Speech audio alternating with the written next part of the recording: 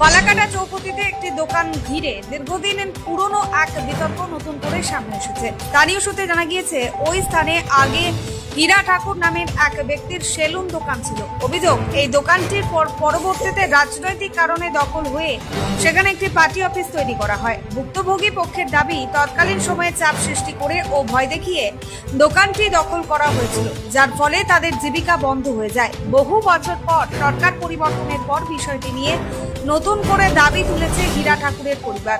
বর্তমানে তার ছেলে ছোটন ঠাকুর ওই দোকান পুনরুদ্ধারের দাবিতে আইনগত পদক্ষেপ নিচ্ছেন।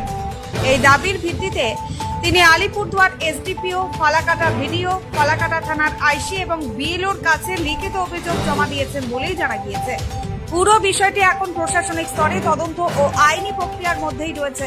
ভুক্তভোগী পরিবার আশা প্রকাশ করেছে তারা দ্রুত ন্যায় বিচার পাবেন এবং তাদের হারানো জীবিকা পুনরুদ্ধার হবে। চৌপতি যে আমার পেট্রোল পাম্প সামনে আমার দোকান ছিল, যেখানে পার্টি অফিস হয়েছে। ওইটা কংগ্রেস পার্টি আমগো দোকান নিয়ে পার্টি অফিস করছে, আমগো দোকান চাই দেয় না। তা আমি চাই আমগো দোকান দাও, আর ওইখানে একটা ছোট মন্দির হোক। জয়ন্তী ঠাকুর। আপনার হাজবেন্ডের নাম? আমার হাজবেন্ড নাম অপিন্দ্র ঠাকুর। আচ্ছা,